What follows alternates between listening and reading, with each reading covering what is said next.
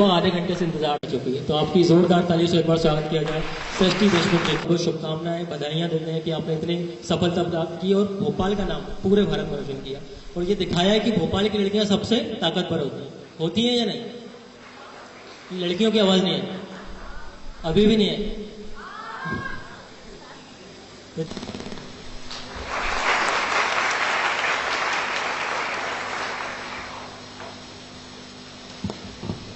नहीं, आप इनसे अच्छे से वाकिफ हैं, लेकिन फिर भी औपचारिकता के तौर पर मैं आपको इनका, आप भोपाल के कॉर्मल कॉन्वेंट हायर सेकेंडरी स्कूल से पढ़ी हुई हैं। आपने 2018 में केमिकल इंजीनियरिंग से ग्रेजुएशन अपना पूरा किया। आपने पहले ही अटेम्प्ट में संघ लोक सेवा आयोग यानी यूपीएससी के अंदर सर्वप्रथम हम सृष्टि देशमुख जी को सुनेंगे। उसके बाद आपके सवाल कुछ बचते हैं तो हम सवाल लेंगे। उसके बाद अगर ऐसा लगता है कि आप मिलना भी चाहते हैं तो हम थोड़ा सा समय देंगे, लेकिन थोड़ा सा समय। तो मैं बिना किसी देरी करे आपको गौर किए हुए आमंत्रित करना चाहता हूँ सृष्टि देशमुख, आप सबको संबोधित करें। Good afternoon to everyone. सबसे पहले तो I would like to thank Vandana ma'am जिन्होंने मुझे यहाँ पे इनवाइट किया और आप सबसे आज बात करने का मुझे मौका मिल रहा है। So thank you so much ma'am. एक बात मैम से भी मैं अभी के बारे में सुनती थी कि वहाँ पर लेक्चर्स अच्छे होते हैं, ऑफिसर्स आते हैं, उनको सुनने का मौका मिलता है। तो और मैं थोड़ा दूर रहती हूँ तो मुझे कभी मौका नहीं मिला कि मैं यहाँ आऊँ और सारी फैसिलिटीज़ का मतलब उपयोग करूँ। तो आज वो मेरा जो सपना है कि आज अभी सोचा था वो आज पूरा हो गया है। तो आज पढ़ाई करके आज आप सबके बीच आने का मौका मिला। तो मेरी जर्नी के बारे में अगर कुछ कहूँ कि कैसे मैंने यूपीएससी की सिविल सर्विस जो परीक्षा है वो पास की और अच्छी रैंक हासिल की। तो सबसे पहले तो ये बता देती हूँ कि कोई भी यूपीएससी एस्पिरेंट जो पढ़ाई करता है, मैं भी वैसे ही हूँ, और उस वक्त ये लगता था कि बस लिस्ट में अपना नाम देख लूँ, है ना, कभी सब बस देख लूँ कि चलो एक कुछ सिलेक्ट हो गई हूँ। तो मेरे लिए भी एक बहुत अच्छा प्लेजेंट सरप्राइज था कि मैं अच्छी रैंक ले पाई। और उसके लिए ना केवल मम्मी पापा के आशीर्वाद और पूरे परिवार का साथ और कुछ खास दोस्त रहे जिन्होंने हमेशा मुझे मोटिवेट किया, और उसके अलावा कुछ टीचर्स, मेंटर्स जिनके मैं कांटेक्ट में रही। तो उन सबको मैं इस चीज़ का मैं कहूँगी जो कहते हैं श्रेय देना चाहूँगी मेरी सफलता के लिए। अब थोड़ा सा प्रिपरेशन पर आती हूँ। तो मैं ये आप मतलब है ना सीरियस सेशन नहीं रहेगा, आप मुझसे इंटरैक्ट कर सकते हैं, आप मुझसे जो भी चाहे पूछ सकते हैं। पहले तो मैं अपनी तरफ से जितनी भी चीज़ें कवर करना चाहूँगी वो करती हूँ। तो पहले ये जानना चाहूँगी कि आप में से कितने लोग हैं जो यूपीएससी एग्जाम देना चाह रहे हैं? ठीक है, और मतलब और भी आप दूसरी परीक्षाओं के लिए पढ़ाई करते हो, है ना?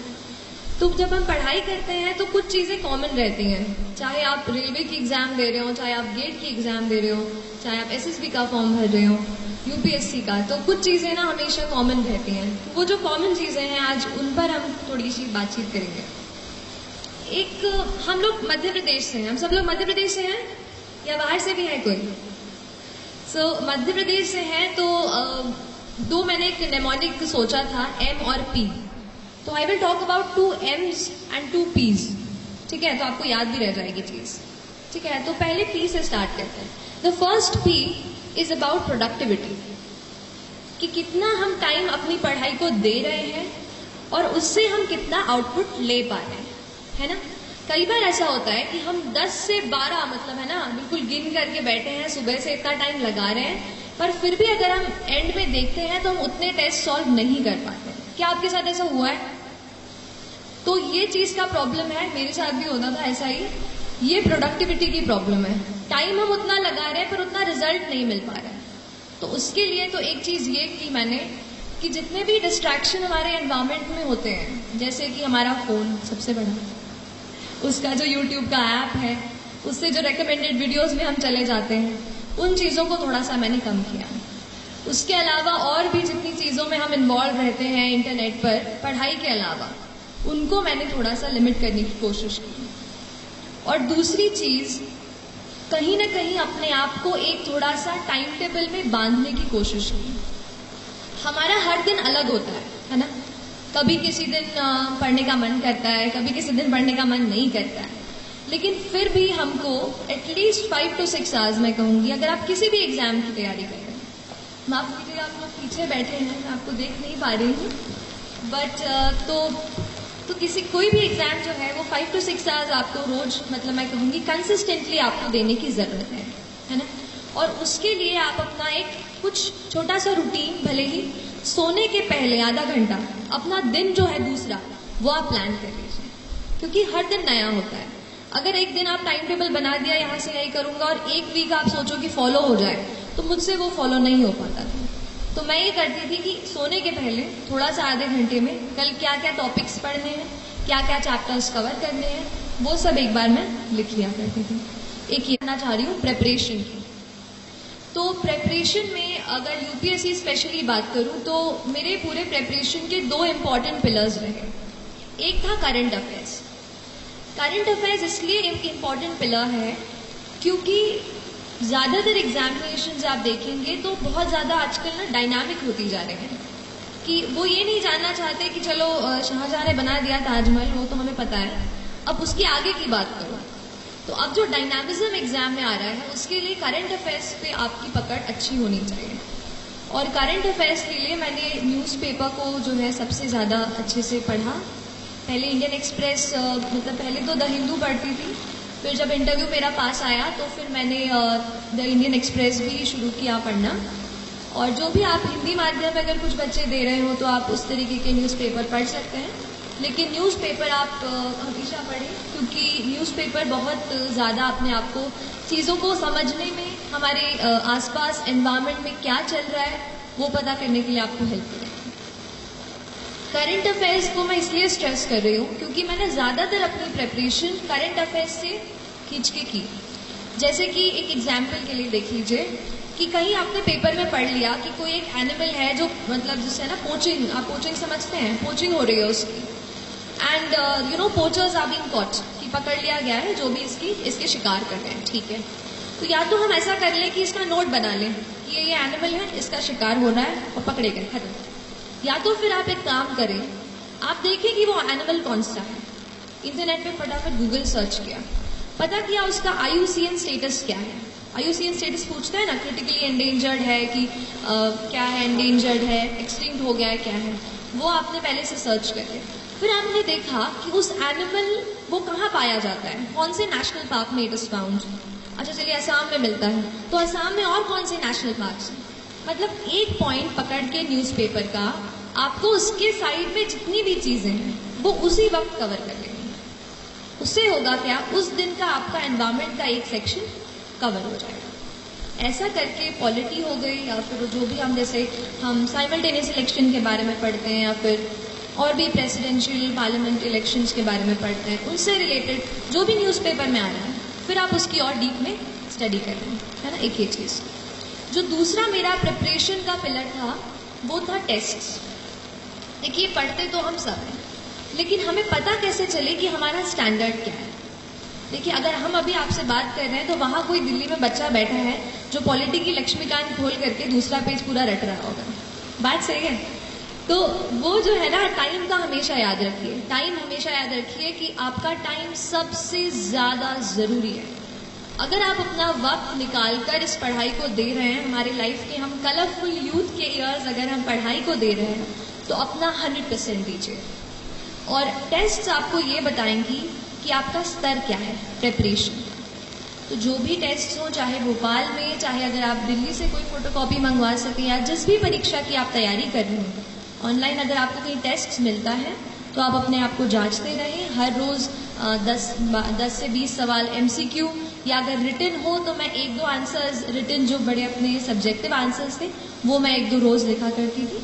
तो उससे मुझे आइडिया होता था कि मैं किस स्टैंडर्ड का लिख रही हूँ और क्या उससे मेरा कुछ चांस है सिलेक्शन का। तो ऐसा अपने आप को आप जांचते रहिए।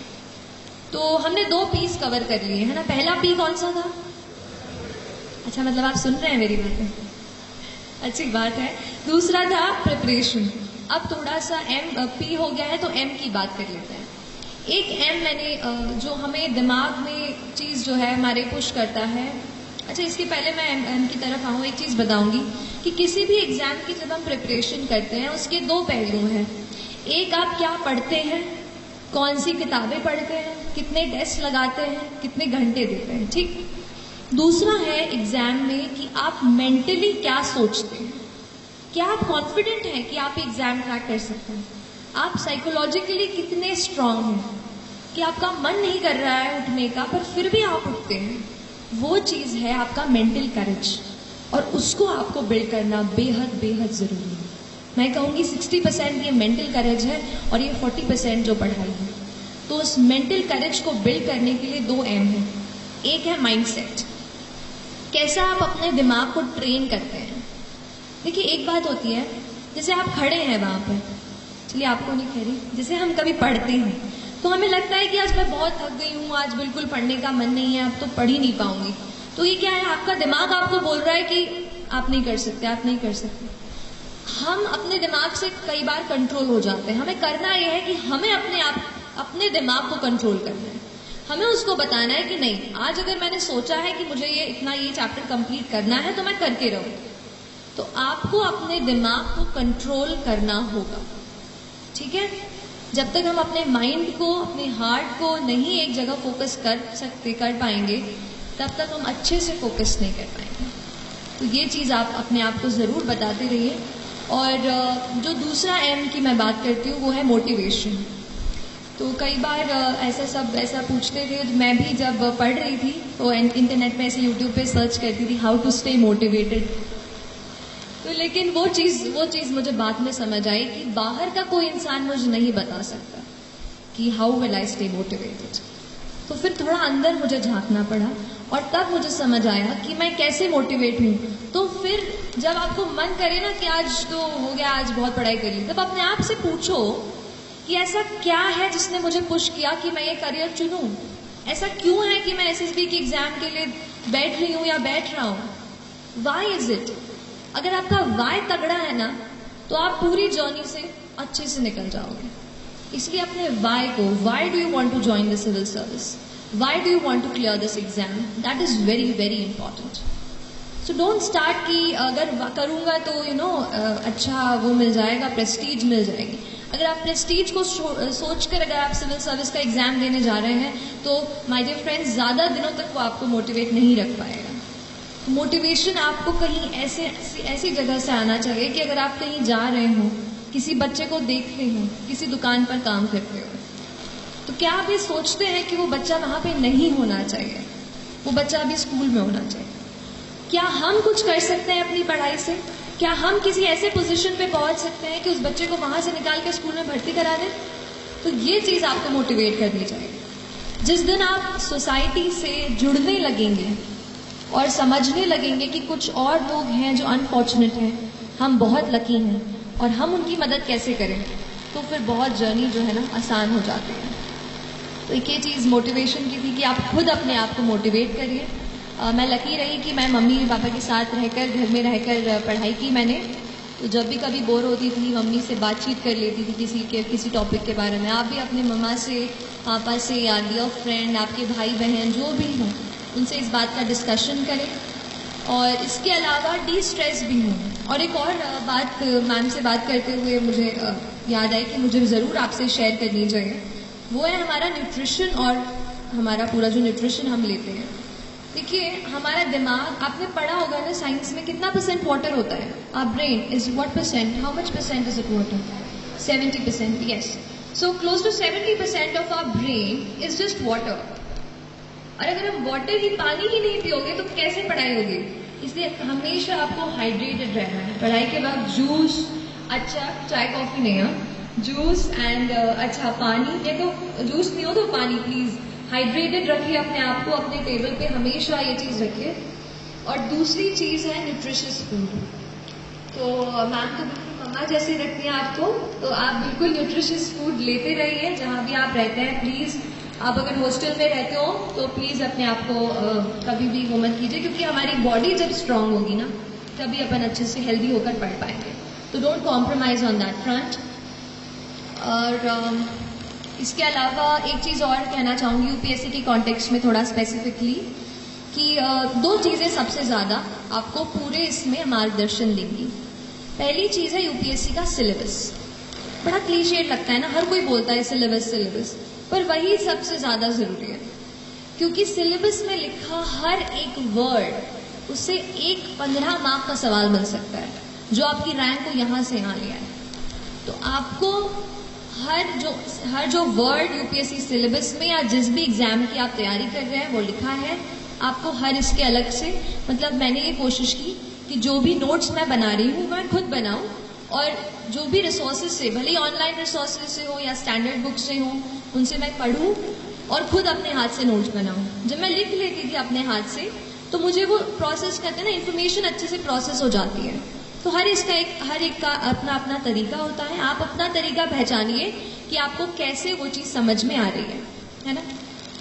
और इसके अलावा मेरे ख्याल से मैंने, हाँ, जो दूसरी चीज़ मैं कह रही थी, यूपीएससी के प्रीवियस ईयर के पेपर्स, वो भी बहुत ज़्यादा ज़रूरी है। कोई भी आप सॉल्व कर रहे हो, पहले तो आप 5-7 साल के अपने प्रिंट करा के अपने पास रख लो कि ये पेपर्स हैं, ये क्वेश्चंस हैं, चाहे प्रीलिम्स का हो चाहे मेंस का हो, हर बार उसको देख लो हर दिन और समझो कि किस स्टैंडर्ड के क्वेश्चंस आपसे पूछे जा रहे हैं, है ना। तो ये 2 चीज़ें आपके अल्टीमेट मार्गदर्शक हैं। बाकी तो आप अपनी, मतलब ये है ना कि मैं जो आज बोल रही हूँ ना आपके सामने खड़े होके, ये कुछ चीज़ें मैंने किसी से सुनी है, कहीं पढ़ी है, कहीं यूट्यूब पे कोई टॉपर का वीडियो देखा और शायद वहाँ से सीखी हूँ। तो ये कोई मेरी, मतलब मैंने ऐसे बिल्कुल, है ना, अलग कुछ ऐसा मैं बताऊँ ऐसा नहीं है। जो भी प्रिपरेशन मैंने की उस पर ही बता रही हूँ कि हम सीखते हैं, इसलिए आप खुद अपनी स्ट्रैटेजी, आप अपने आप को पहचान कर अपनी स्ट्रैटेजी खुद बनाइए। मुझसे एडवाइस लीजिए, लेकिन आप वही कीजिए जो आपको लगता है कि आपके स्ट्रेंथ और आपके वीकनेस के हिसाब से काम आएगा, है ना। यहाँ पे एक चीज़ मेरे दिमाग में आ रही है, वो है प्लानिंग की। प्लानिंग और अपने नोट्स का ऑर्गेनाइजेशन बेहद ज़रूरी है। अगर आप एग्ज़ाम, आपको डेट जैसे पहले आ जाती है, यूपीएससी की डेट 1 साल पहले आ जाती है। जैसे 1 साल पहले जब मैं दे रही थी तब पता चल गया था कि अगले साल 2 जून को पेपर होने वाला है प्रीलिम्स का, ठीक। तो ऐसे डेट आ जाती हैं पहले, तो आप अपने एग्ज़ाम के डेट के हिसाब से अच्छे तरीके से पूरी चीज़ों को आपको प्लान कर लेना है कि कौन सा टॉपिक मेरा कौन सा स्ट्रेंथ है। जैसे मुझे पॉलिटी बहुत पसंद था और ज्योग्राफी बहुत बोरिंग लगता था, तो ज्योग्राफी को मैंने किसी तरीके से हर रोज़ उसको एक चैप्टर करके उसको करती थी। पॉलिटी में एक साथ ज़्यादा भी पढ़ लेती। तो ऐसा अब अपना खुद का स्ट्रेंथ पहचानो कि किस टॉपिक के साथ आप ज़्यादा टाइम स्पेंड कर सकते हो या किसके साथ कम, उस तरीके से उसको कवर करने की कोशिश करो। और तो अभी ये तो मैंने ब्रॉड टच कर दिया है। इसके अलावा जो भी आपको सवाल मुझसे पूछने हैं आप पूछ सकते हैं। जब हम आंसर लिखते हैं तो हमारे अंदर क्या अप्रोच होनी चाहिए आंसर लिखते टाइम, क्योंकि हमारे पास बस 9 से 10 मिनट का समय रहता है आंसर लिखते समय, तो क्या क्या इंग्रेडिएंट्स हमें उनमें डालने चाहिए जिससे हमारा एक आंसर है वो अच्छा आंसर हो। Towards the end? Yes. So yes, answer writing बहुत ज़्यादा ज़रूरी है। अच्छा हुआ पूछ लिया, मुझसे मिस हो गया था, थैंक यू।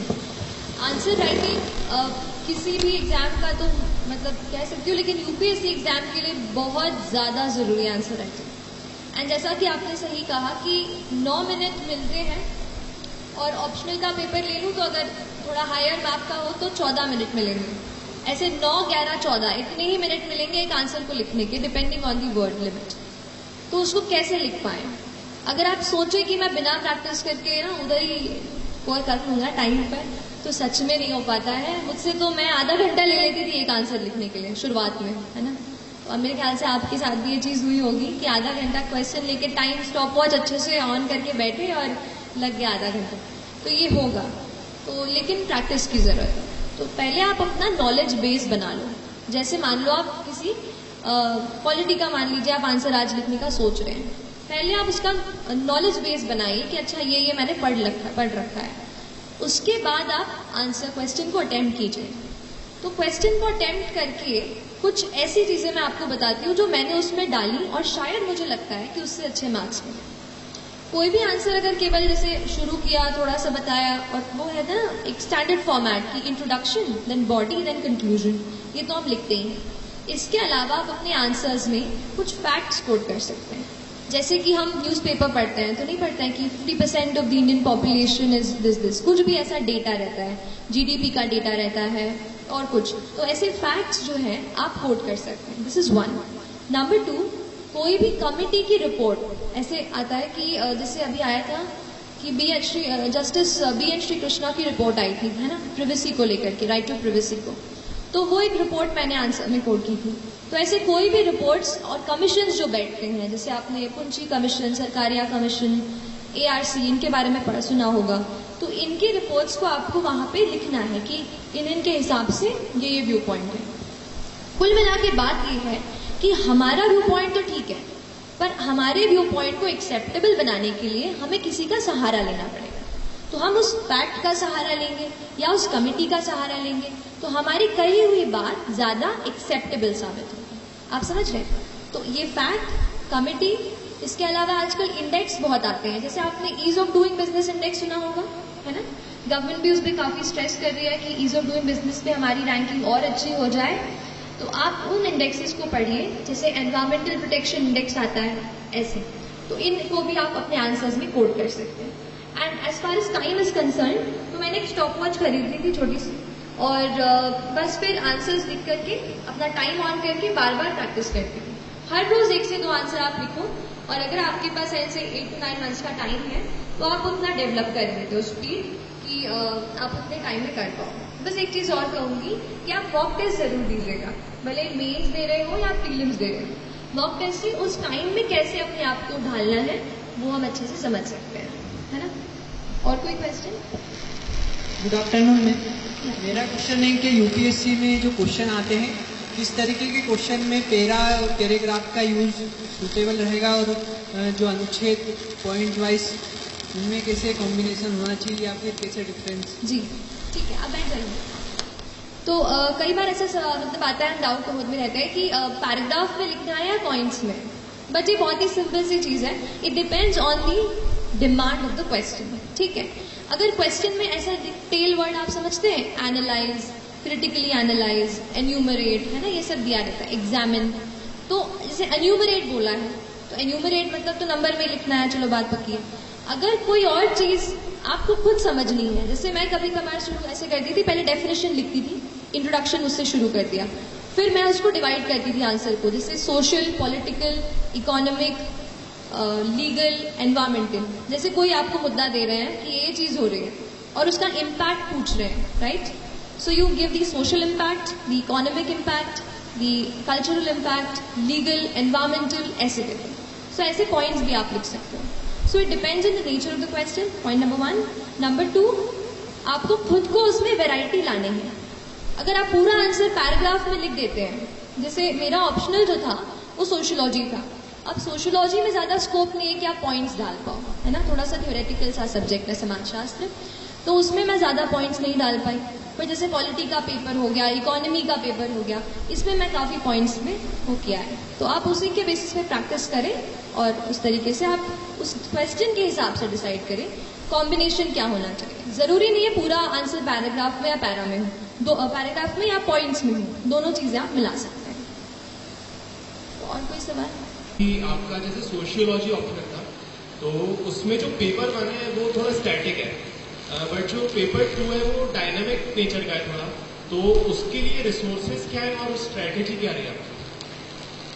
कि मैंने केमिकल इंजीनियरिंग से ग्रेजुएशन किया है, लास्ट ईयर कंप्लीट किया, तो बहुत मन में सवाल थे।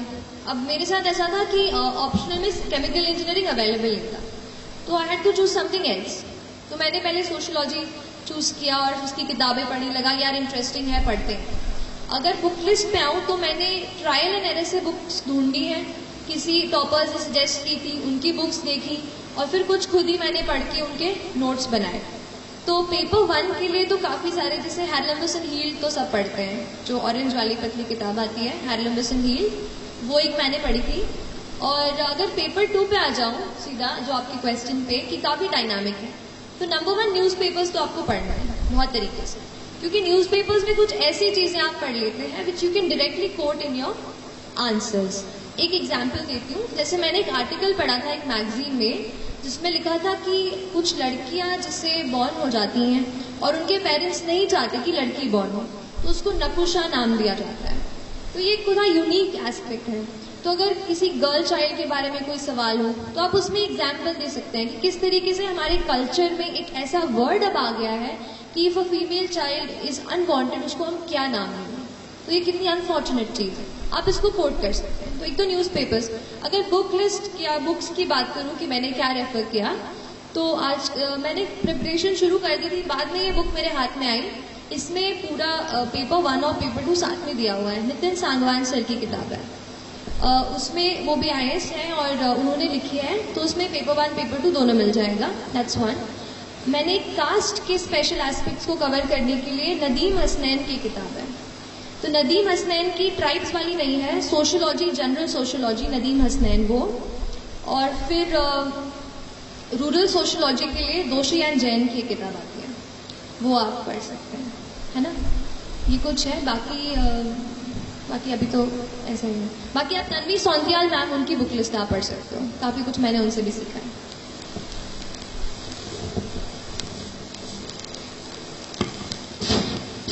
Good morning ma'am. तो क्या आप बता सकते हैं कि आपने सोशियोलॉजी कैसे ऑप्शनल सेलेक्ट किया? क्योंकि हम इंजीनियरिंग फील्ड से करते हैं और कहीं भी कनेक्शन नहीं है सोशियोलॉजी पॉलिटिक्स या किसी से।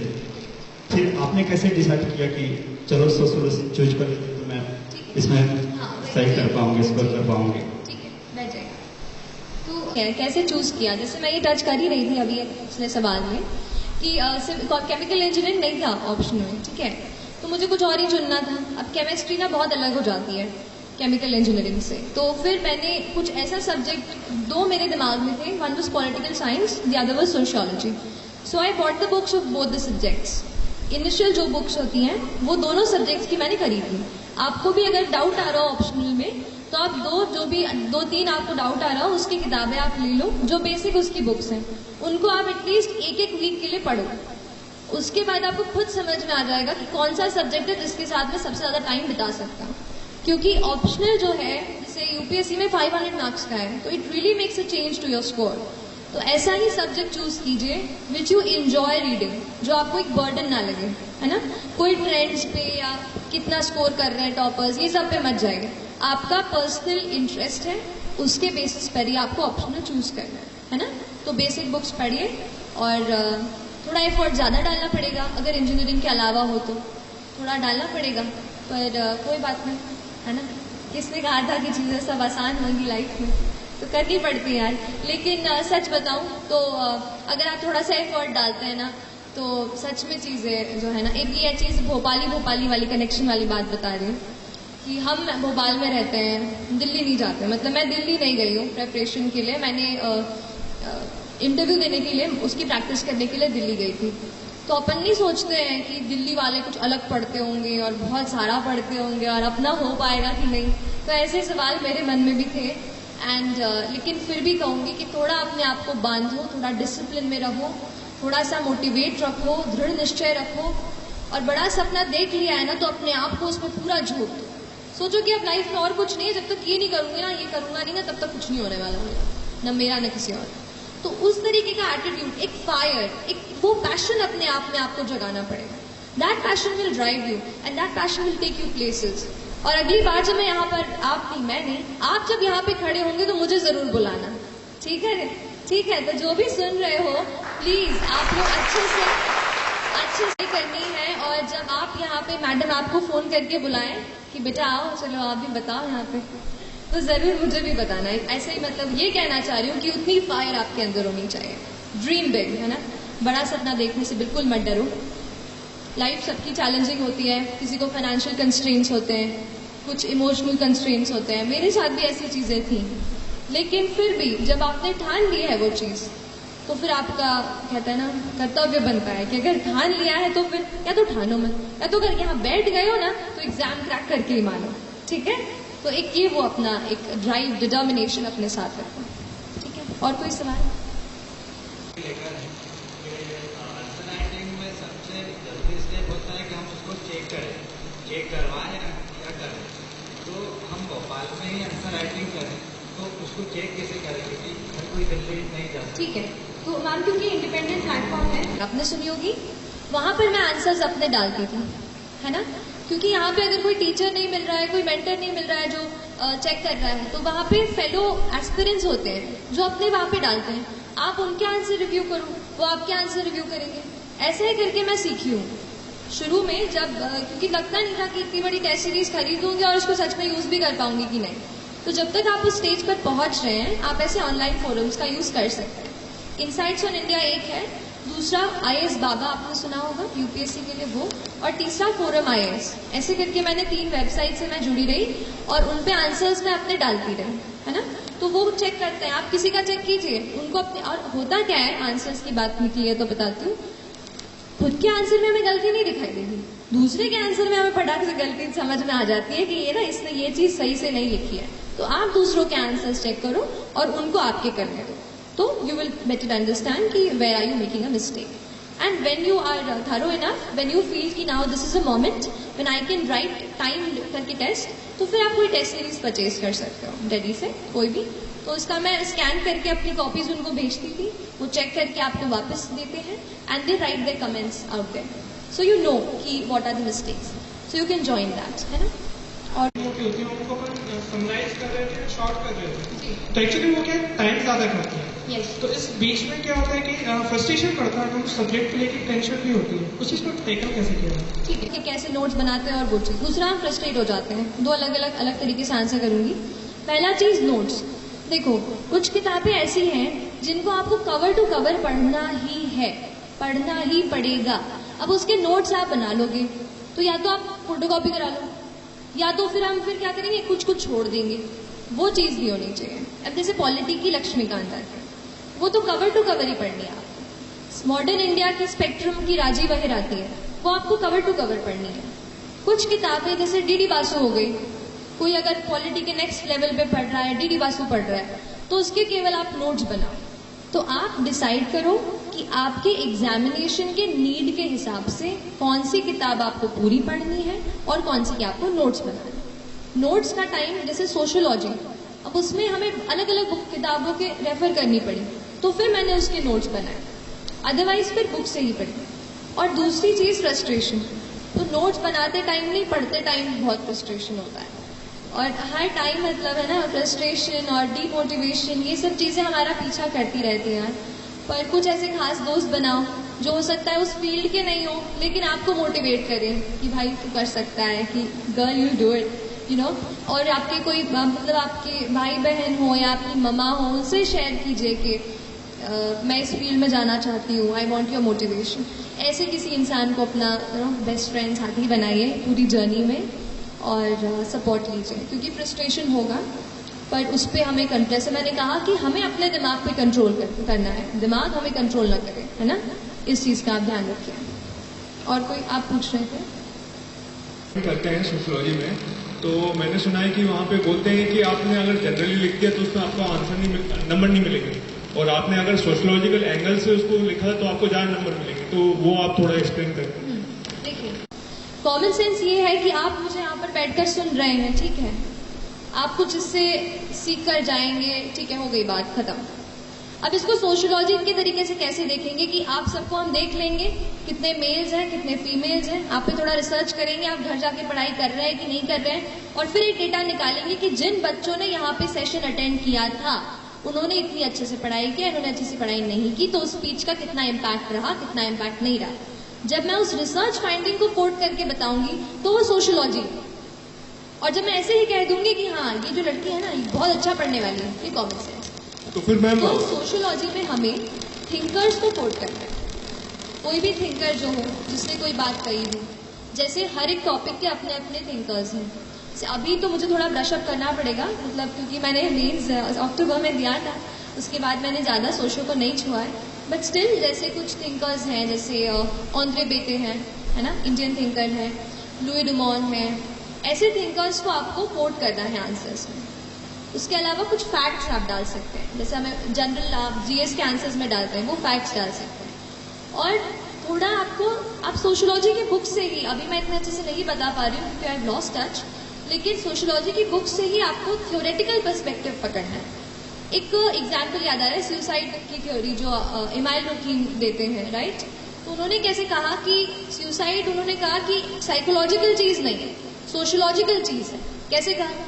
उन्होंने कहा कुछ लोग या तो जो अनमैरिड है या तो जो थोड़े से अलग रहते हैं लाइफ से, थोड़ा फ्रस्ट्रेटेड है, वो लोग ज्यादा सुसाइड करने की तरफ आकर्षित होते हैं।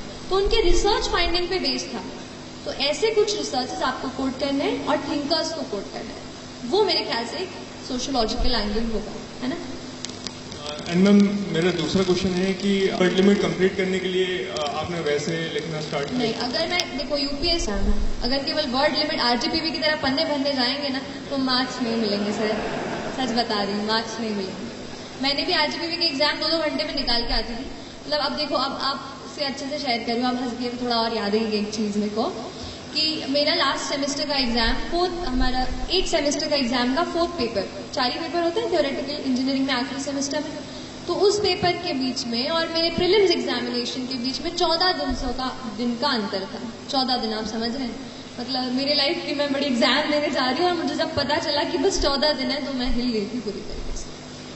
तो वो जो एग्जाम था आखिरी, जो भी पेपर थे 4, वो मैंने 2-2 घंटे में लिख के मैं निकली हूँ, क्योंकि मुझे एक चीज तो पता थी कि यहाँ पे मुझे ज्यादा क्वालिटी पर जज नहीं किया जाएगा। आप समझ रहे हो ना, इंजीनियर टू इंजीनियर बातें है। तो लेकिन यूपीएससी ऐसी नहीं है। आप कोई और पेपर देंगे, एसएससी, एसएसबी, वहां पे वो आपके क्वालिटी ऑफ आंसर पे ही आपको चेक करेंगे। एंड वहां पे आप सोचो कि मैं लाइन थोड़ी स्पेस बना के जो है पेज मुझे पूरे भर दूंगा और उसमें पॉइंट नहीं होगा तो आपको मार्क्स नहीं मिलेंगे। ये मुझे कैसे पता चला? जब मैं अपने टेस्ट लिख रही थी, जो आप टेस्ट देख रहे हैं ना, उनमें आप नंबर देख लीजिएगा। शुरू के टेस्ट में आप देख लीजिए मैं कैसा लिखती हूँ और बाद के टेस्ट में देखिए आप मैं कैसा लिखती हूँ। मैंने खुद ही ये चीज समझी, इम्प्रूव की कि मेरे आंसर में वो लोग ये नहीं देख रहे कि मैं कितना दोनों पेज कंप्लीटली भर रही हूँ, वो ये देख रहे हैं कि कितने पॉइंट्स उसमें से निकल रहे हैं। आप समझ रहे? तो पॉइंट्स कितने उससे रेलेवेंट क्वेश्चन में जो पूछा गया है। एक तो पहली बात, क्वेश्चन को अपन को 2 बार पढ़ना है, ठीक है। एग्जाम में इतना प्रेशर होता है, एक बार पढ़ लेते हैं हाँ को ना को हाँ पढ़ के आंसर टिक ला के आ जाते हैं, वो चीज गलत है। तो क्वेश्चन आप चाहे मेंस का हो चाहे प्री का हो, 2 बार पढ़ो, दिमाग को शांति से दिमाग में घुसाओ और फिर 10 सेकेंड्स का वक्त लेके फिर शुरू करो आंसर राइटिंग। और ऐसी कोई मेरी वो नहीं रही कि जैसे ज्यादा स्पेस लूं या इस तरीके से, ऐसा कुछ नहीं है। अगर आपको ऐसा लग रहा है तो फिर अच्छी बात है, मेरा प्रेजेंटेशन अच्छा काम कर गया, है ना। तो बस हाँ, क्योंकि देखो प्रेजेंटेशन भी इम्पोर्टेंट होता है ना। एक चीज पे आ जाती हूँ कि देखो कोई एग्जामिनर आपकी कॉपी चेक कर रहा है, उसे कोई मतलब नहीं है सृष्टि देशमुख कौन है, कोई मतलब नहीं। उसके लिए बस एक गड्ढा है कॉपी का, राइट। अपने लिए वो अपनी पूरी लाइफ की वो है ना मेहनत अब उनको दे रहे हैं। तो आप कैसे दूसरों से अलग आपकी कॉपी चमके, इस बात पे आपको थोड़ा वर्क करना पड़ेगा। तो आपकी कॉपी प्रेजेंटेबल होनी चाहिए, ऐसा नहीं कि बिल्कुल मोतियों के अक्षर लिखने हैं, ऐसा कुछ नहीं है। नॉर्मल आप हैंड राइटिंग लिखो बट उसको समझ में आ जाए एग्जामिनर को, मतलब उसको चश्मा, अब वो प्रोफेसर्स होंगे उनको ज्यादा वो ना करना पड़े, दिक्कत ना हो, उनके लिए आसानी हो, ऐसा आंसर लिखो। प्रेजेंटेबल भी हो, थोड़े बहुत, जैसे आपने पूछा था ना कि आप क्या आंसर में करते हो, तो मैंने थोड़े फ्लो चार्ट वगैरह भी बनाए। मैप मैंने सीखा कि कैसे मैं 10 सेकेंड में इंडिया का मैप बना लूँ, तो वो मुझे एक चीज काम आई। जैसे एक क्वेश्चन आया था कि आप रामसर वेटलैंड साइट्स बताइए इंडिया में कौन से, तो इधर मैं लिख देती कि 2 Ramsar wetland sites are Deepor Beel in Assam and Bhojpal lake in Bhopal, ठीक है। मैंने क्या किया, छोटा सा मैंने 10 सेकंड में फटाक से एक मैप बनाया, वहां पे असम के साइड पे एक गोला बना के वहां लिख दिया दीपोर बिल और इधर लिख दिया भोजपाल लेक। तो उससे क्या हो गया, प्रेजेंटेशन इंप्रूव हो गया। हो सकता है आधा मार्क मैंने वहां एक्स्ट्रा चुरा लिया। ऐसे करके आपको अपने आंसर्स को इम्प्रूव करना है और ये प्रैक्टिस से आएगा। मैम जस्ट टू कंफर्म, मैं समराइज करने के लिए, आपने पहला बोला कि सोशोलॉजिकल एंगल में अपने को थिंकर्स को कोट करना है तो उससे ज्यादा मार्क्स मिलेंगे अपने को, ठीक है।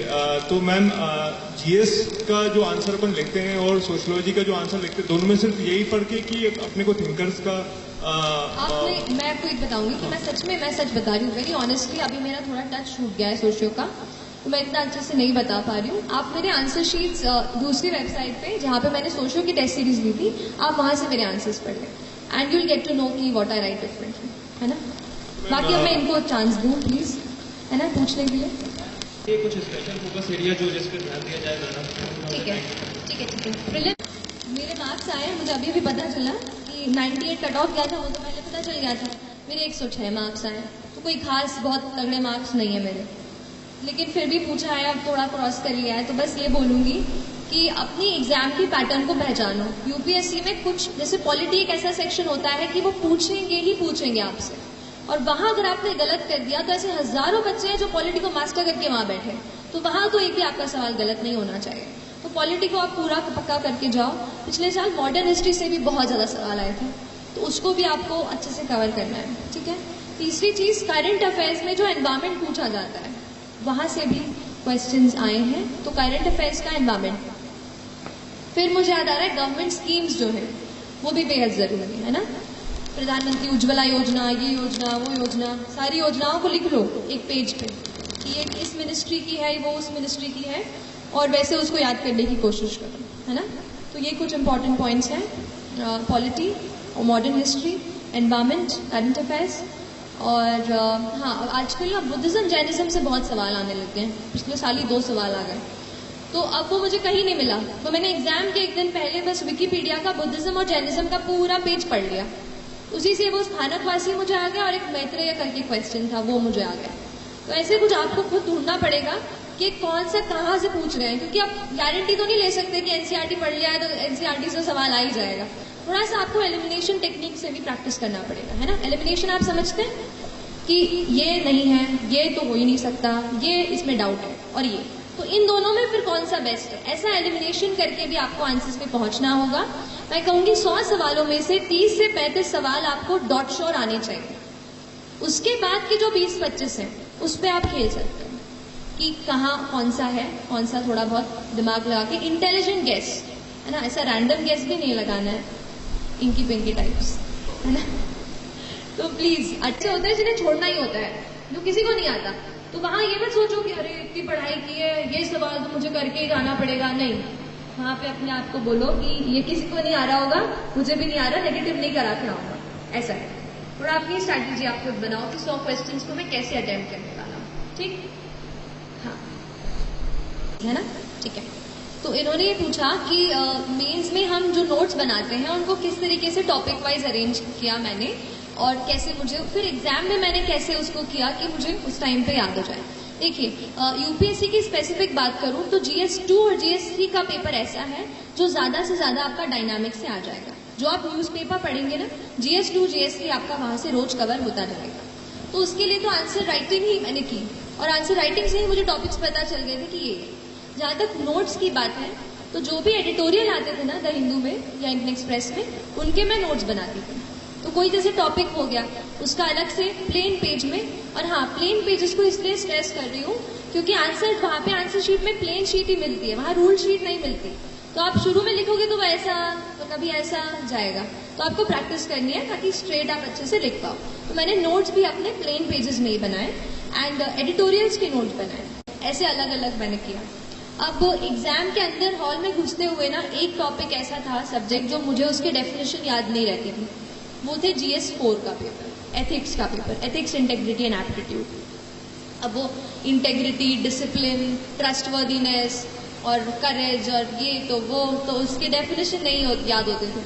तो इतना छोटा सा, एकदम इतना सा पेज पे मैंने एक डेफिनेशन कहीं कहीं से बना के अच्छी से वो लिखी, फिर उसको मैं जाते तक मैं उस पेज को देख रही थी।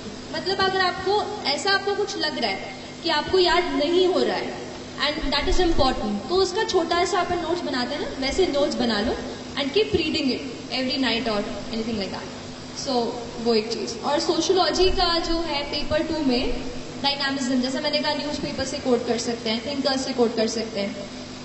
तो शुरू में डेफिनेशन से करती थी, फिर कुछ पर्सपेक्टिव, जैसे आशीष बोस, आपने नाम सुना है? आशीष बोस एक डेमोग्राफर थे इंडिया के, शायद है, मुझे नहीं पता। तो उनका वो रिसर्च आया था जिसमें हमारे मध्य प्रदेश को बुरा ही लगा था, अपन को जो बीमारू बोल दिया था उन्होंने। तो वो उनका बीमारू जो शब्द दिया था ना, बिहार एंड ऑल, बिहार मध्य प्रदेश, तो वो उन्होंने पूरा एनालिसिस किया था कि क्यों ये स्टेट्स हैं जो थोड़ा अंडर डेवलप्ड या डेवलपिंग स्टेज में हैं। तो उन्होंने फिर एक और एक्रोनिम बनाया था, डेमारू, that was related to female infanticide. तो उनके मैंने फिर रिसर्च स्टडीज या वो भी मैंने कोट किया आंसर्स में। तो अभी तो सोशियोलॉजी पे मैं कुछ ऐसा सोच रही हूँ, कुछ ऐसा राइटअप या बुक लिस्ट बना करके मैं नेट पे ऐसा कुछ शेयर कर दूंगी तो एक वहाँ से आप हेल्प ले लेना। बहुत जल्द मैं कोशिश कर रही हूँ कि सोशोलॉजी की जो भी चीज़ है कहीं वेबसाइट या कहीं ब्लॉग ऐसे मैं आपसे शेयर करूँ तो आप वहाँ से भी वो चीज़ देख सकते हो, है ना। और कोई क्वेश्चन? यहाँ पे रहेंगे, दिल्ली जाए तो यहाँ पे जैसे लोकल पैटर्न सीखते हैं क्या सबसे अच्छा रहेगा? जैसे कई बार हम सेल्फ स्टडी करते हैं तो समझ में नहीं आता जो कर रहे हैं वो सही है या गलत है, तो उसके लिए डायरेक्शन कैसे देना? यहाँ भोपाल में रहेंगे। ठीक है, आप बैठे। हाँ, तो शुरुआत तो मैंने फाउंडेशन कोर्स किया था मैंने यहाँ पर, और उसके बाद 8 महीने का वो कोर्स करके, लेकिन मुझे ये लगा कि उसमें मुझे केवल डायरेक्शन मिली है, केवल बुक्स पता चली हैं, बस बाकी जो वैल्यू एडिशन था वो आपको खुद को करना है। तो इसमें आप ये जो मैंने वेबसाइट्स बताई ना, ये आपको पूरा हर दिन ट्रैक करती रहेंगी। हर दिन आपको डेली करंट अफेयर्स इस पे आएंगे, कहीं आपको इस पे एडिटोरियल के नोट्स आ जाएंगे, कहीं क्वेश्चंस वो डाल देंगे हर रोज 5 से 10। तो इस तरीके से आप इनसे जुड़े रहो। दूसरी चीज, अगर आपको लग रहा है कि कोई टॉपिक आपका वीक है तो आप ऑनलाइन क्लासेस दिल्ली से जो वेबकास्ट होती हैं उनको आप सब्सक्राइब कर सकते हो, है ना। तो स्पेसिफिक टॉपिक जैसे कोई ज्योग्राफी हो या इकोनॉमी में किसी को दिक्कत हो तो वो कर लो, उससे थोड़ा सा मोटिवेशन आपका बढ़ जाएगा। मतलब आप सोचोगे कि चलो यार खरीदा है तो फिर उसको देखना ही पड़ेगा, वो बात आ जाती है थोड़ी सी। तो आप वो कर सकते हो, वहाँ से टेस्ट या फिर क्लासेस आप ज्वाइन कर सकते हो, है ना। और कोई सवाल? हेलो, बोलिए। Firstly congratulations ma'am. Thank you so ma'am, much. मेरा सवाल ये है कि जैसे मैं अगर प्रिपरेशन स्टार्ट कर रहा हूँ तो मेरे को मैम ह्यूमैनिटीज़ के सब्जेक्ट मैंने कभी नहीं पढ़े, तो मैम थोड़ी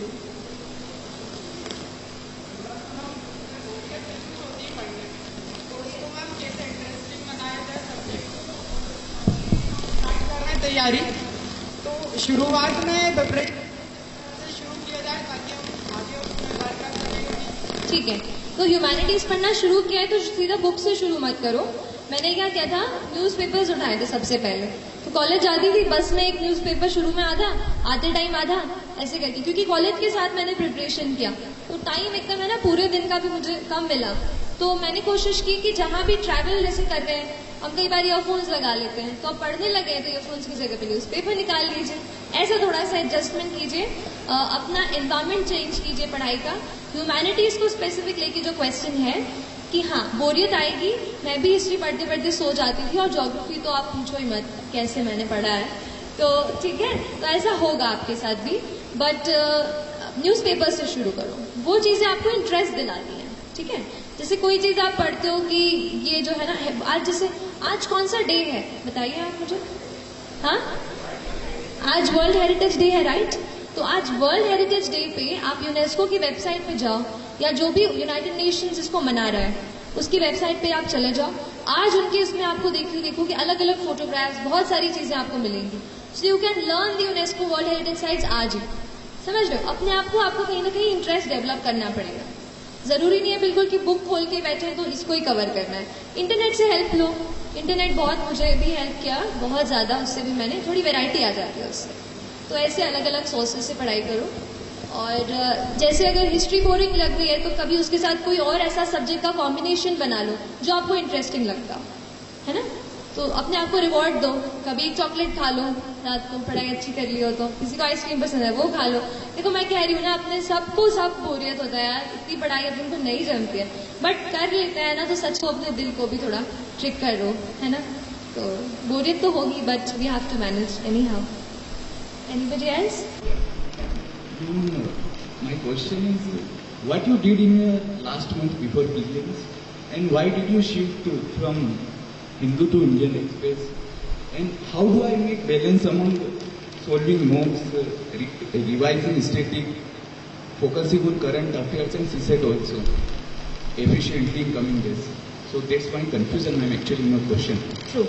बहुत important 40 days about. तो इतने टाइम में आप कुछ टेस्ट लगा चुके होंगे, तो उन टेस्ट को आप ये समझो कि वो नेचर ऑफ मिस्टेक जो आप कर रहे हैं वो क्या है। देखो गलतियां हम सब करते हैं, मेरे भी 90 मार्क्स ही आया करते थे ऐसे मॉक में इतने दिन पहले, 80, 90, 70, तो मुझे लगा ये 110 का आंकड़ा तो मैं पार नहीं कर पाऊंगी, ऐसा होगा। तो लेकिन आपको क्या करना है, आपकी जो मिस्टेक कहाँ हो रही है उसको आप पकड़ो। अच्छा मिस्टेक कैसे, नॉलेज का गैप है क्या, कहीं कोई चीज मैंने कि मुझे 3 में से 1 आ रहा है फिर भी मैं अटेम्प्ट कर रहा हूँ और वो नेगेटिव हो जा रहा है, वो पकड़ो। कभी कभार हम सिली मिस्टेक कर देते हैं, ए का बी, बी का डी मार्क कर देते हैं। तो क्या ऐसी मिस्टेक है? अपने नेचर ऑफ मिस्टेक को एनालाइज करो, और अगर आपको ये लगता है, मेरे साथ ऐसा हुआ था कि मेरा नॉलेज का गैप सामने आ रहा था कि this thing I have not studied, तो उस टाइम पे फिर मैंने पेपर लगाना कम कर दिया और थोड़ा अपनी रीडिंग पे, स्टडी पे फिर से फोकस किया। ठीक है, तो आप स्टडिंग पे फिर से जाओ, जो आपका वीक एरिया है, जहाँ आपके क्वेश्चंस गलत हो रहे हैं, आप उसको फोकस करो। और क्या सवाल आपने इसके साथ पूछा था? हाँ ठीक है, न्यूज़पेपर नहीं, तो I just correct myself if you got me wrong, it was only after I done my mains when I got an interview call, then I started reading one more newspaper. Otherwise, so the Hindu is only thing which you have to read for civil service. Otherwise, आप जो online articles आते हैं, जैसे Live Mint, right, Live Mint पे काफ़ी articles आते हैं। PRS legislative research आपने सुना होगा, वहाँ पे आर्टिकल्स आते हैं, तो वो आप पढ़िए। इंटरव्यू में ये रहता है, थोड़ा सा ओपिनियन आपको ज़्यादा पता होना चाहिए, क्योंकि एक ही ओपिनियन पढ़ेंगे तो उनके सामने मल्टी डिमेंशनल आंसर नहीं बता पाएंगे। इसलिए फिर मैंने आफ्टर इंटरव्यू कॉल फिर मैंने दूसरा पेपर उठाया। बाकी तो एक भी खत्म नहीं होता यार पूरा, दूसरा कैसे पढ़ेंगे, है ना। टेस्ट एंड यू फाउंड कि आपकी अभी गलती हो रही है, तो फिर आप स्टडी पे जाओ ना, है ना। बाकी एनीवेज कमिंग टू, जैसे लास्ट मैं कहूँगी 15-20 डेज में आप 1 वॉक पर डे ऐसा करके, और थोड़ा उसी टाइम में, जैसे पेपर कब है, एडमिट कार्ड आ जाएगा तो पेपर का टाइम पता चल जाएगा, राइट, 9 से 11 है क्या है, तो उसी टाइम में बैठ करके, यहाँ पे बॉटल रखी, यहाँ पे वॉच रखी, वैसे ही टाइम में अपने आप को बैठ के प्रैक्टिस करवाओ। ठीक है, क्योंकि गर्मी बहुत होने वाली है 2 जून को, तो अपने आप को उस एनवायरमेंट में भी ढालना बहुत ज़रूरी है। तो इस प्रकार से कर सकते हो, कभी 1 मॉक पर डे, नहीं तो 50 क्वेश्चंस पर डे, या तो मिक्स लगा लिया कभी, या कभी लग रहा है कि आज मुझे एनवायरमेंट का रिवीजन करना है तो एनवायरमेंट के 50 सवाल लगा लिए, ऐसा। It depends totally on you कि आपकी नीड क्या है, आपको नीड पहले अपनी खुद की पहचाननी है ना। और कोई सवाल? और एक ही बार दिए हैं, बट जर्नी से मुझे ये लगा when I was into the process of preparation कि यूपीएससी आपको कोई बायस नहीं रखता है। देखिए, आप समझने की कोशिश कीजिए, पीटी आया, पीटी गया, पीएमटी आया, पीएमटी गया, पर यूपीएससी की जो ऑथेंटिसिटी है, जो उसकी क्रेडिबिलिटी है, वो आज तक मेंटेन है। आज तक जो बच्चे उसमें से सिलेक्ट होते हैं, वो आज IAS officers, IPS, all India service, IRS में जाके सर्व कर रहे हैं। तो उस एग्जामिनेशन और उस इंस्टीट्यूशन की जो क्रेडिबिलिटी है, वो बेहद हाई है, और वो इसलिए क्योंकि वो कोई बायस नहीं रखते हैं कि हिंदी माध्यम का बच्चा है या तेलुगु माध्यम में लिख रहा है तो उसको हम नहीं वो करेंगे। तो मुझे नहीं लगता कि उस इंस्टीट्यूशन में कोई बायस है। अगर कोई कमी आ रही है, जो मुझे लग रहा है, जिसकी वजह से जैसे हम देखते हैं कि हिंदी माध्यम में जो छात्र दे रहे हैं उनका अगर रेशियो कम है, तो मेरे पर्सनल ओपिनियन में शायद जो है ना, मटेरियल का दिक्कत आ रहा है। आजकल इंग्लिश में इंटरनेट पे वेबसाइट्स है, सब इंग्लिश में रहती है, तो उनसे, जैसे मैं इंग्लिश मीडियम से थी तो मैं कोई भी वेबसाइट पे जो भी मटेरियल हो उसको मैं एक्सेस कर पा रही थी। पर शायद अगर कोई हिंदी माध्यम का छात्र है, उसके लिए शायद मटेरियल की दिक्कत आ रही है। लेकिन मेरे ज्ञान में आया है कि कुछ कोचिंग्स ऐसी हैं या कुछ जैसे वेबसाइट्स हैं जो हिंदी में ही मटेरियल प्रोवाइड करते हैं। तो अगर आपका माध्यम हिंदी हो तो ये मन में बिल्कुल ना सोचिए कि यूपीएससी आपसे भेदभाव करेगा या उससे आपको कम मार्क्स देंगे। अगर आप में काबिलियत है, आप सही तरीके के आंसर्स लिखते हैं, जो पूछा है वो आप बताते हैं, तो आपको जरूर जरूर मार्क्स मिलेंगे, है ना। और कोई सवाल? Thank you so much. Ma'am, मेरा क्वेश्चन ये है कि जब आंसर राइटिंग करते हैं मेल के लिए तो बहुत लेंथी हो जाता है, और कभी कभी स्पीड मेंटेन नहीं हो पाती, और स्पीड होती है तो क्वालिटी मेंटेन नहीं हो पाती है, और बहुत प्रैक्टिस करने के बाद भी नहीं हो पाता है पूरे पेपर सॉल्व। ठीक है, अगर प्रैक्टिस करने के बाद एनालिसिस पे ज़्यादा टाइम दो अपने आंसर पे। आप तो खुद का आंसर लो कि देखो कि मैं कितना, ये टॉपिक है, चलो ठीक है। जब हम लिख लेते हैं और टाइम का कंस्ट्रेंट नहीं रहता, तब आप आराम से सोच सकते हो कि इस सवाल में मुझसे ये पूछा था कि 1857 के रिवोल्ट के बाद में इंडिया पे क्या इम्पैक्ट पड़ा, और फिर अगर ये नहीं होता तो क्या होता, ऐसा कुछ जो भी मन से सवाल बना रहे, तो वैसा सवाल आप क्या मैंने उस क्वेश्चन के नीड को, डिमांड को एड्रेस किया है कि नहीं, क्या मैंने ऐसे पॉइंट्स डाले हैं कि नहीं। तो भले ही आप सवाल लिखने, आंसर लिखने में आप 15 मिनट दे रहे हो, तो आंसर के एनालिसिस में आप भले ही 45 मिनट्स दो, पर analyse the question thoroughly. whether or not I am able to address the demand of the question जो पूछा गया है, ठीक है। एनालिसिस करके आप समझ जाओगे कि यहाँ क्वालिटी की दिक्कत है। तो फिर मैं कहूँगी शुरू में आप टाइम मत सोचो, आप सोचो ठीक है जितना टाइम ले रही हूँ लेने दो, धीरे धीरे वो हो जाता है। आप एकदम अपने आप को टाइम के कंस्ट्रेंट में मत बांधो, क्वालिटी पे ज्यादा फोकस करो, है ना। एंड एक और चीज है, क्योंकि इन्होंने एक सेकेंड इनका सवाल क्योंकि गर्ल ने पूछा था, I just share one fact with you. 759 बच्चे सिलेक्ट हुए इस साल, ठीक है, फाइनल लिस्ट में यूपीएससी की। And there are just 182 girls ma'am, just 182 out of 759, मतलब हम 50-50 हैं। और यहाँ पर हमारा इतना जेंडर इम्बैलेंस है। तो मैं सारी गर्ल्स जो अभी मुझे सुन रहे हैं, टेल यू प्लीज प्लीज खूब सारा अच्छे से पढ़ाई करो। ये जो जेंडर इम्बैलेंस चल रहा है ना 759 में से बस 182, ये हमें बढ़ाना है बस सिलेक्शंस, ठीक है। तो प्लीज ऑल द गर्ल्स, हमारे पास डिस्ट्रैक्शन कम होते हैं ना, दोस्त नहीं होते बाहर ऐसे घूमने फिरने के लिए ज्यादा, तो उस चीज का थोड़ा फायदा उठाओ और अच्छे से प्लीज अपने आप को डेडिकेट होकर पढ़ाई करो please. This message is specially for girls, otherwise तो सबके लिए ही बोल रही हूँ। आप पूछिए प्लीज। जब हम स्टडी करते हैं उस टाइम कुछ डेटा ऐसा होता है जो हमें याद नहीं रहता है, और आंसर राइटिंग करते टाइम या टेस्ट सीरीज देते टाइम हम वो फॉरगेट कर जाते हैं, ठीक है। तो इससे क्या होता है मैम, हमारी स्टडी में जो हम और आगे करने वाले होते हैं तो थोड़ा डिप्रेस्ड हो जाते हैं और माइंड सेट नहीं बनता। देखिए डेटा की जाने क्या किया, एक डेटा कॉपी करके डेटा बुक करके एक अलग से छोटी सी नोटबुक बना ली। तो जो भी मुझे डेटा जहाँ भी मिलता था सब कुछ मैं उसमें नोट कर लेती। जब एक चीज एक जगह पे एक वो सारी कैटेगरी की चीज एक साथ आ जाती है ना, तो याद करना आसान हो जाता है। तो जो भी कहीं आप डेटा पढ़ रहे हो उसको आप अलग से लिख लो, और जब आप नया डेटा उसमें ऐड करोगे तो पुराना वाला देख लो कि पहले मैंने क्या लिखा था। ऐसे ही करके रोज रोज जब आप उसमें भरते जाओगे उसको, तो पुराना भी देखते चलो, ऐसे रिवाइज करते चलो, है ना। अपने दिमाग को हमें ट्रेन करना है, उससे सारे कचरा जो है ना वो निकालना है, और काम की चीज हमें उसमें डालनी है जो हमें वहां पे 2 या 3 घंटे में याद आनी चाहिए, ठीक है। तो ऐसा धीरे धीरे करके ट्रेन होगा माइंड आपका। एग्जामिनर का हमसे क्या एक्सपेक्टेशन होता है कि जब वो कोई क्वेश्चन पूछ रहे हैं तो उसका हमारे क्या क्या फैक्ट होने चाहिए हमारे उस बात पे कि हम हमारी पूरी बात उनके सामने रिप्रेजेंट कर सकें, ठीक है। क्या मैं बोलूँ, एक चीज बोलूंगी कि इंटरव्यू बहुत ज्यादा हाइप्ड है चीज। आपको मेरा स्कोर कुछ 1068 रहा और उसमें से केवल मेरे 173, मतलब एक बहुत कम रेशियो है जो इंटरव्यू के मार्क्स हैं। तो मैं ही कहूँगी जब तक आप उस स्टेज पे पहुंचोगे ना कि जब आप इंटरव्यू दे रहे हैं तब आप इतना पढ़ लेते हो कि आप दूसरे का इंटरव्यू ले लोगे, ठीक है। तो नॉलेज में तो कोई दिक्कत नहीं आएगी। अब coming to the fact, UPSC क्या एक्सपेक्ट करता है, देखिए वो आपसे नॉलेज कूट चुका है, वो प्रीलिम्स आपसे पूरा निकलवा चुका है, 100 MCQ आपसे करवा लिए, फिर ना 90 सवाल भी मेंस में उन्होंने सॉल्व करवा लिए। अब उन्हें आपके नॉलेज से इतनी वो नहीं है, डाउट्स नहीं है। अब वो आपको देखकर ये समझना चाहते हैं कि क्या ये कैंडिडेट इज ही और शी फिट, कि हम इसको इतनी रिस्पॉन्सिबिलिटी दे पाए, क्या इसमें वो इतना पेशेंस है, क्या वो अपने आप को एक्सप्रेस कर पा रहा है। क्योंकि जॉब ऐसी है ना कि आपको लोगों से जुड़ा रहना पड़ेगा। अगर आप अपने आप को कैबिन में बंद करके बस फाइल पुश करते रहेंगे तो असली में हम इम्पैक्ट नहीं डाल पाएंगे। तो क्या वो एक्सप्रेस कर पा रहा है अपनी चीज को, और कॉन्फिडेंट रहिए, क्योंकि देखिए सारी चीजें सबको नहीं आती, हम एनसाइक्लोपीडिया तो नहीं है, तो कोई चीज रह जाएगी। मेरे भी इंटरव्यू में एक सवाल उन्होंने पूछा था कि कुछ ऐसा पूछा था कि आप केमिकल इंजीनियरिंग से हो तो पॉलीमर्स का एग्रीकल्चर में क्या यूज होता है।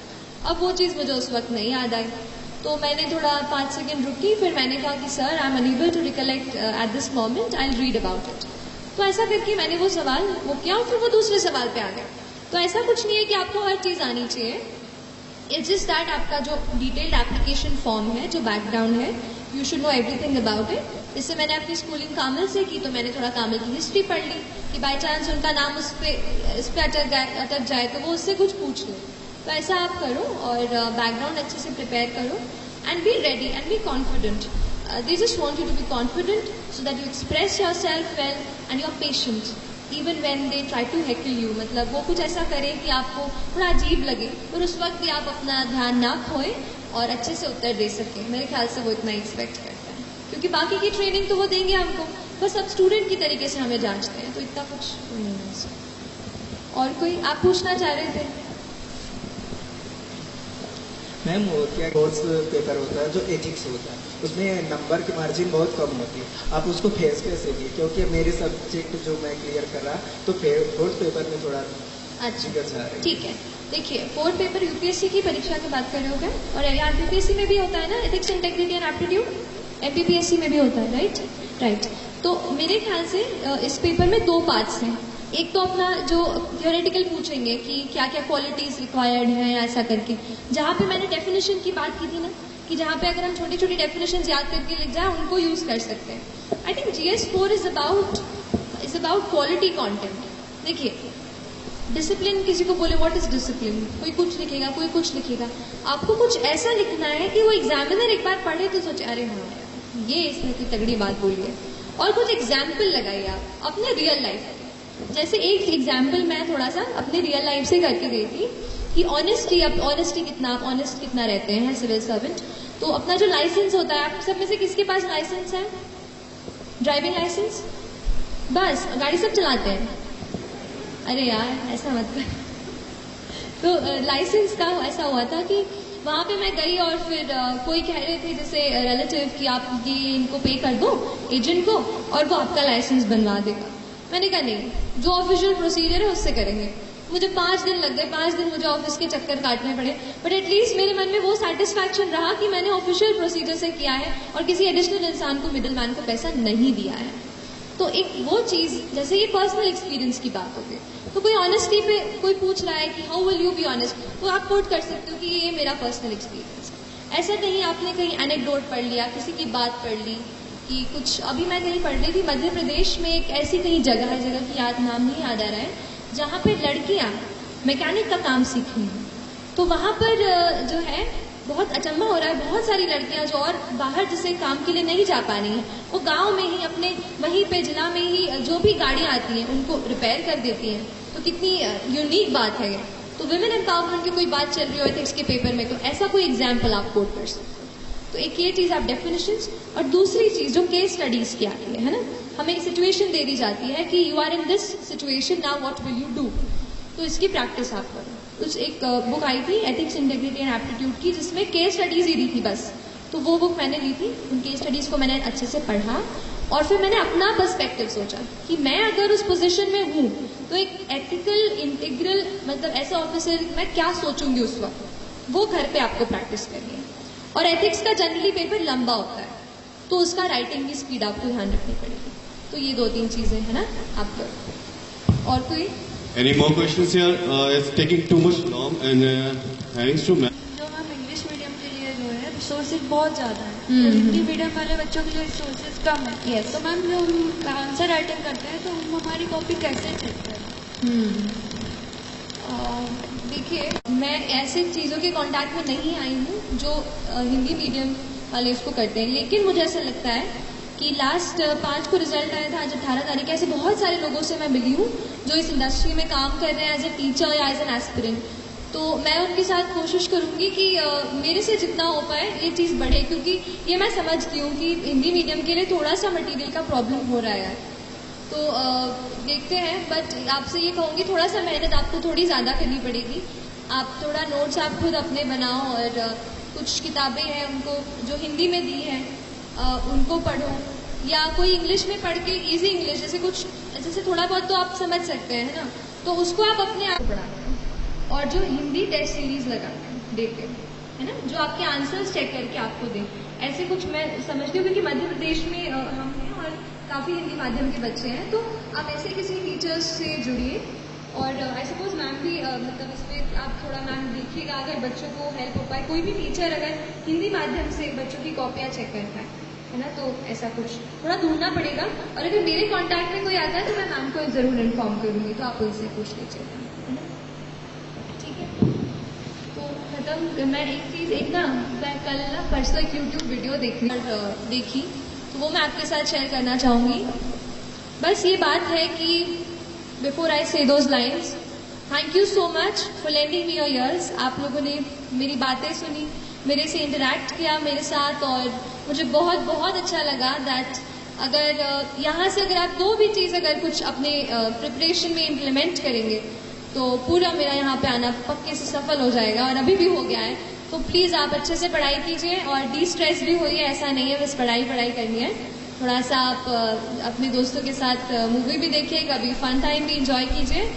लेकिन अगर आपने फोकस बनाया है, अगर you have decided that this is something that you have to do in your life, so I tell you there is nothing more powerful in this universe than a human being with a purpose. You know, if हम एक human being है, we are a ball of energy. अगर हम ये decide कर ले that we have a purpose in mind, then nobody can stop us. Believe in this thought. मैं यहाँ पे बिल्कुल वो चीज़ फॉलो करके आपके सामने खड़ी हूँ, and you can be here as well, है ना? तो please believe in yourself, don't get demotivated. If you get, फिर से अपने आप को ट्रैक पे ले आओ। और एक दो चार लाइन ही है कि डर मुझे भी लगता था फासला देखकर, डर मुझे भी लगता था फासला देखकर, पर मैं बढ़ता गया रास्ता देखकर। डर मुझे भी लगता था फासला देखकर, पर मैं बढ़ता गया रास्ता देखकर। खुद ब खुद मेरे नजदीक आती गई, खुद ब खुद मेरे नजदीक आती गई, मेरी मंजिल मेरा हौसला देखकर, मेरी मंजिल मेरा हौसला देखकर।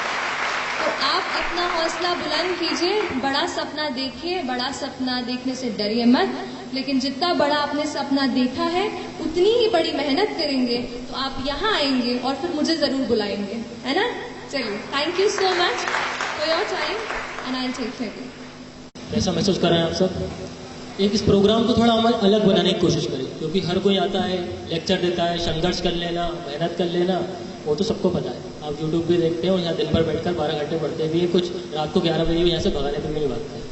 लेकिन इस प्रोग्राम में हम ये चाहते थे कि आपको जो प्रॉब्लम आ रही है वो डायरेक्टली आप पूछो, जो भी हो। आपने पूछा भी, बहुत अच्छा लगा हमें। आपका सृष्टि देशमुख जी, आपका बहुत बहुत धन्यवाद करते हो कि पहली बार ऐसा प्रोग्राम हुआ है कि इतने सारे सवाल का जवाब यहाँ पूछा गया और आपने सभी का जवाब, ऐसा कोई भी नहीं बचा है।